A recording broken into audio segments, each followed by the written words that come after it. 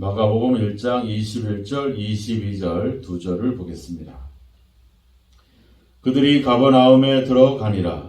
예수께서 곧 안식일에 회당에 들어가 가르치심에 무사람이 그의 교훈에 놀라니 이는 그가 가르치는 것이 권위 있는 자와 같고 서기관들과 같지 아니함일러라. 아멘. 오늘 말씀해 보면 예수님이 안식일에 회당에서 가르쳤다 이렇게 이야기를 하고 있습니다. 다른 복음서에 보면 여러 가지 활동에 대해서 가버나움의 활동에 대해서 설명을 많이 이제 하고 있는 반면에 이 마가복음에서는 아주 짧게 이제 안식일에서 가르쳤다라고 하는 또 회당에서 가르쳤다라고 하는 사실에 집중을 하고 있습니다. 우리가 앞서 그 제자들을 선택할 때도 다른 복음서에는 뭐 같이 대화도 하고 또 그물을 또 고기를 잡지 못했던 제자들에게 고기를 또 많이 잡게 하시고 뭐 여러 가지 그 만남의 장면을 아주 극적으로 이렇게 표현하고 있는데 마가복음은 그저 예수님이 제자들을 부른 사실에 집중을 하고 있어요. 또 이 가버나움에서 활동도 회당에서 가르쳤다라고 하는 사실에 집중을 하고 있습니다. 이 회당에서 들어가 가르치심에 여기서 가르쳤다라고 하는 표현은 그가 계속 가르치고 계셨다 이런 뜻입니다. 헬라어 언어로 보면. 그러니까 예수님께서 계속해서 그곳에서 여러 차례 또 많이 그들에게 가르침을 주셨다라는 사실을 얘기하고 있어요. 이 가르쳤다라고 하는 표현이 마가복음에 많이 등장을 합니다. 한 17번 정도 등장을 하게 돼요. 그리고 그래서 예수님을 뭔가를 가르치시는 분으로서 또 어떤 교사로서 이게 선생으로서의 어떤 역할에 상당히 집중을 하고 있습니다. 2절에도 22절에도 보면 무사람이 그의 교훈에 놀랐다 이렇게 써 있잖아요. 근데 어떤 교훈에 놀랐느냐? 그의 교훈이 어떤 내용을 갖고 있느냐? 이런 어떤 그 가르쳤던 내용에 대해서는 집중하지 않고 다만 그의 그 가르침에 사람들이 놀랐다 이런 얘기를 하고 있습니다. 그러니까 그 당시에 유대인들에게 가장 존경받는 사람들이 바로 랍비들이거든요. 바로 이 율법이나 하나님의 말씀을 가르치는 이 회당이라고 하는 것도 평일에는 하나님의 말씀을 가르치는 장소고 또 안식일에는 함께 예배하고 제사하는 그런 장소였거든요. 그런 장소에서 이 젊은 청년 예수님이 가르치고 있다라고 하는 것, 그것을 가르칠 수 있다라고 하는 것, 그것은 바로 그만큼 예수님의 어떤 권위와 그에 대한 어떤 사람들의 신뢰를 우리가 여기서 볼 수가 있습니다. 그래서 그의 교훈에 놀랐다 이렇게 표현하고 있죠. 그러니까 그의 교훈에 놀랐고 이는 그가 가르치는 것이 권위 있는 자와 같았다 이렇게 나와요. 그러니까 예수님의 그 어떤 무엇을 가르쳤냐 보다도 그분의 가르침 그 자체가 권위가 있었고 권세가 있었다 이렇게 얘기하고 있는 겁니다. 제자들이 예수님이 불렀잖아요. 나를 따라오너라 내가 너희로 사람을 낚는 어부가 되게 하리라. 그랬더니 어떻게 했어요? 배를 버려두고 예수님을 따라갑니다. 만지고 있던 그물을 버려두고 따라갑니다.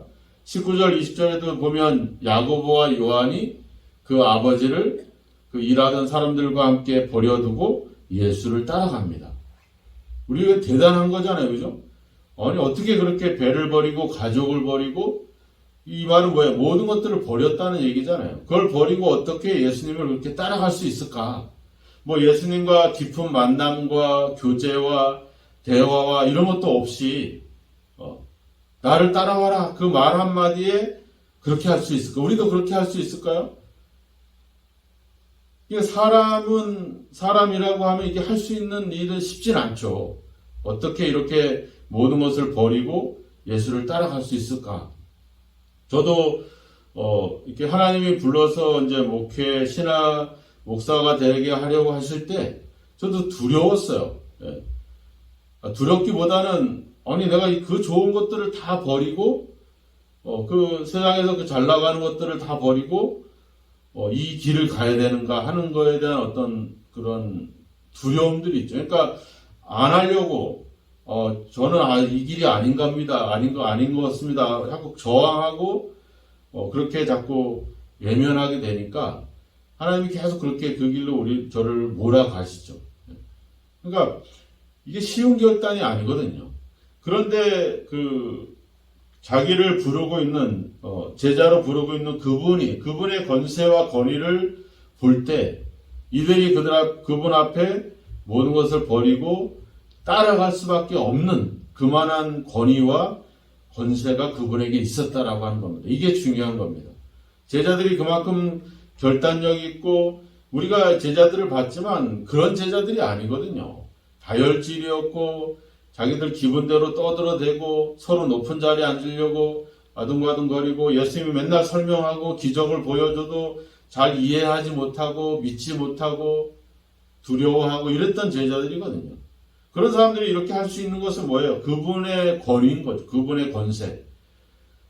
예수님이 회당에서 가르쳤지만 사람들이 그 가르침에 놀라는 것은 그분이 뭘 가르쳤냐가 중요한 게 아니라 그분 자체가 그러한 권위와 권세에 사람들은 놀라고 있다는 겁니다. 여기서 교훈에 놀랐다 이 놀라다라는 표현도 계속해서 놀라고 있었다 이런 표현입니다. 정확하게 번역을 하면.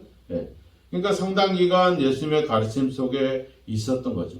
그러니까 예수님의 가르침의 어떤 가르침의 수준이 높았다 이게 아니라 그 가르치는 그분의 권위가 우리가 그분 앞에 놀랄 수밖에 없는 두려워할 수밖에 없는 그런 가르침이었다라고 하는 겁니다. 예수님의 가르침에 따라오는 게 뭐였어요? 우리가 이제 23절부터는 다시 나중에 보겠지만 귀신 들린 사람들이 쫓겨 회복이 되고 병자가 고침을 받고 이런 하나님의 놀라운 기적이 일어나게 되죠. 그러니까 예수님의 가르침은 그냥 가르침으로 끝나는 것이 아니라 그것이 생동을 통해서 또 기적을 통해서 그 역사가 계속 나타나는 겁니다. 그동안 그들은 랍비라든지 서기관들에게 하나님의 말씀의 가르침을 받았지만 그들의 가르침은 대부분 이론이었고 그냥 생각에 머물러 있는 정도밖에 안 됐죠. 근데 예수님의 가르침은 말뿐만 아니라 행동으로서 연결되어지는 그런 권세가 있었다고 하는 겁니다. 예수님의 말씀이 어떤 그런 능력이 있음을 이런 기적과 이적을 통해서 증명해 보여주셨다라고 하는 거죠. 우리도 그렇잖아요. 우리가 믿음이 있고 우리가 교회를 나오지만 우리가 삶이 없으면 우리가 그 믿음으로 살아가는 생동이 나타나지 않으면 사람들이 그렇게 우리를 인정하지 않습니다. 사람들은 우리가 예수를 믿고 우리가 어떤 기도를 하고 예배를 드리고 우리가 어떤 믿는 그 믿음의 내용을 보는 것이 아니라 우리의 행동을 보게 되죠. 저 사람이 예수 믿는 사람으로서 또 하나님의 은혜를 입은 자로서의 삶을 살아가고 있는가 어떤 행동을 보면서 그 행동을 기반으로 그 사람의 말하는 것이나 그 사람의 생각을 존중하게 되고 신뢰하게 되죠. 행동이 나타나지 않으면 의미가 없습니다. 우리가 요한일서를 봤지만 우리가 형제를 사랑하지 않으면 뭐예요? 여전히 어둠에 머무른 자고 여전히 하나님을 어떤 거짓말하는 자다 이렇게 규정을 해버렸잖아요. 하나님에 대한 믿음이 있는 사람은 하나님께 속한 사람은 하나님을 사랑하는 사람은 당연히 형제를 사랑하게 되고 또 이웃을 사랑하게 된다. 이게 그래서 그들의 열매로 그들을 알 것이다. 이렇게 얘기하고 있잖아요. 그러니까 예수님의 어떤 가르침도 그냥 가르침에서 끝나는 것이 아니라 거기에 대한 그 가르침 자체도 권위가 있었지만 그분의 삶을 통해서 그 가르침이 더욱더 권위를 얻고 있다라고 하는 거죠. 오늘 이러한 어떤 주님의 모습들을 우리가 한번 돌아보면서 우리가 그만큼 어떤 결단하고 주를 따르고 주님의 말씀에 귀 기울이는 것도 중요하지만 우리가 믿고 신뢰하는 그분이 어떤 분이신가, 그분이 이렇게 많은 사람들이 그분 앞에 놀라고 그분을 인정할 수밖에 없는 그런 권위를 가지신 분이라고 하는 사실입니다. 지금 이 로마에 있는 그리스도인들이 이 마가복음을 읽고 있는 이 로마의 그리스도인들은 핍박과 환난을 당하고 있잖아요. 어떻게 보면은 계속 어려움을 당하고 문제를 당하면 과연 내가 이 믿는 것이 올바른 것인가? 내가 교회 나가는 것이 바른 것인가? 이 의문들을 갖게 돼요. 사람들이 그러잖아요. 뭐 교회를 나가면 또 예수를 믿으면 뭔가 잘 되고 뭔가 문제도 잘 풀어주고 해야 될 텐데 자꾸 어려움을 당하고 문제를 당하게 되고 또 병에 걸리고 막 그러면 이게 진짜 내가 제대로 믿는 건가? 아니면 진짜 하나님은 살아계신 건가? 이런 이제 의심들이 자꾸 생기기 마련이거든요. 상황들을 바라보게 되면. 그런데 그런 어떤 상황들 속에서 우리가 그래서 결국은 그런 생각들을 갖게 되는 것이 결국은 우리가 믿는 믿음의 대상에 대해서 잘 모르고 있기 때문에 그런 것이죠. 그분의 권세와 권위를 모를 때 우리는 상황 속에 파묻히게 되고 거기에서 좌절하게 될 수밖에 없는 겁니다. 우리가 믿는 그 예수님, 우리가 따르고 있는 그 예수님, 그분은 이렇게 많은 사람들에게 놀라움과 그런 권위를 가져오시는 그런 분이라고 하는 겁니다. 즉 이 말은 뭐예요? 우리가 믿는 그 믿음의 대상이 결코 거짓되거나 헛된 분이 아니라고 하는 겁니다. 그분을 위해서 우리가 핍박을 당하고 또 어려움을 당하는 것이 결코 부끄럽거나 그것이 결코 하찮은 일이 아니라고 하는 사실들. 너희들이 지금 당하고 있는 그 고난과 어려움과 환난이 결국에는 그것으로 인해서 좌절하고 절망하지 말아라. 우리가 믿는 분은 이렇게 권위가 있고 권세가 있고 많은 사람들이 그 가르침에 놀랄 만한 그런 분이라고 하는 사실을 여기서 계속해서 인지를 시켜주고 있는 겁니다. 그분이 어떤 분인지를 알고 그분에 대한 믿음을 갖고 있다면 우리는 흔들릴 이유가 없죠. 근데 그분을 잘 모르고 그분을 모른 채 그저 우리 생각으로 내가 내 열심으로 예수를 믿고 신앙생활 했다라고 생각이 들면 뭐 이런 코로나나 이런 상황이 되면 무너질 수밖에 없죠. 이 코로나의 상황은 오히려 우리가 믿는 예수님이 어떤 분이시고 그분이 이런 상황 속에서도 여전히 우리에게 놀랍게 역사하실 수 있는 그분이라는 사실을 우리가 알고 깨달을 때 거기에 우리는 오히려 더 하나님의 은혜를 경험하게 되는 거죠. 이 코로나의 상황은 우리가 오히려 하나님을 만날 수 있는 또 우리의 믿음을 점검할 수 있고 또 우리가 진짜 우리의 믿음의 대상이신 예수님이 어떻게 역사하시는지를 우리가 발견할 수 있고 체험할 수 있는 오히려 그런 소중한 기회들입니다. 어떻게 보면 우리에게 기회가 왔어요. 이제 우리가 새롭게 회복할 수 있는, 새롭게 하나님께 나아갈 수 있는 그런 기회가 우리에게 주어진 거죠. 이 코로나의 기회를 잡으시는 여러분이 되기를 축원합니다.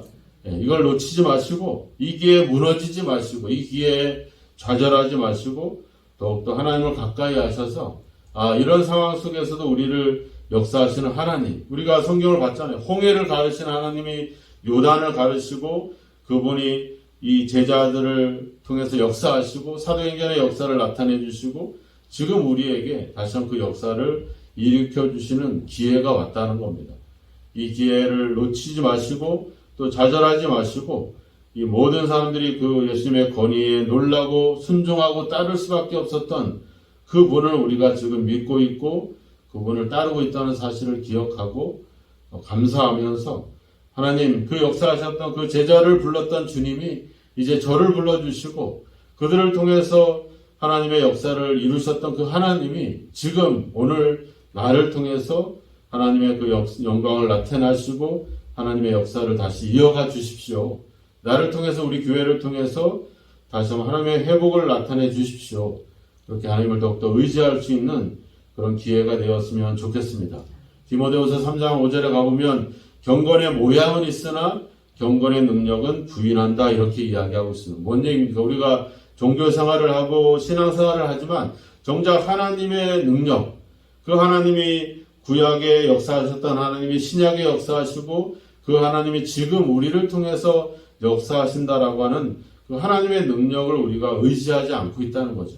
그냥 신앙생활하고 종교생활 활동하는 걸로 만족하고 머물지 마시고 지금도 여전히 하나님이 역사하시고 함께 하신다는 사실, 그 하나님이 우리를 사람을 낚는 업으로 우리를 지금도 부르고 있다는 사실, 그 하나님이 우리를 지금도 가르치고 있다는 사실을 기억하시고 그 하나님의 역사가 오늘 지금 나를 통해서 나타나도록 우리는 기도하고 그렇게 의지하는 그런 믿음이 되어야 될 줄로 믿습니다. 오늘도 기도하실 때 하나님 이 코로나 시대에 나를 통해서 우리 교회를 통해서 하나님의 역사를 다시 한번 재현해 주시고 그 역사를 다시 한번 나타내 주십시오. 우리의 믿음과 우리의 신앙이 우리가 믿는 그 예수님의 권위가 다시 한번 우리를 통해서 많은 사람들에게 알려지게 해 주십시오. 우리는 그렇게 사모하면서 하나님의 능력이 역사가 나에게 이루어지도록 기도하고 더욱더 하나님께 의지할 수 있는 저와 여러분이 되기를 주님의 이름으로 축원합니다. 기도하겠습니다. 하나님 아버지, 우리가 믿는 예수님, 우리가 따르고 있는 그 예수님이 아버지 세상의 많은 사람들 앞에 그들을 놀라게 할 만큼의 권위와 또 아버지 가르침의 권세를 가진 그런 분인 것을 다시 한번 오늘 말씀을 통해서 확인합니다. 제자들이 모든 것을 버리고 따를 만큼 그분의 권위와 그분의 권세 앞에 아버지와 순종했듯이 이제 아버지 그 하나님의 아버지 저 권위 앞에 우리가 다시 한번 이 자리에서 무릎을 꿇습니다. 이 새벽에 주님의 권위 앞에 아버지 우리 자신들을 내려놓습니다. 아버지 저 성경에 나타났던 하나님의 역사가 오늘날 우리 시대에 또 아버지 우리를 통해서 그 일이 다시 한번 나타나기를 소망합니다. 하나님의 능력이 여전히 역사되고 있음을 신뢰하고 믿습니다.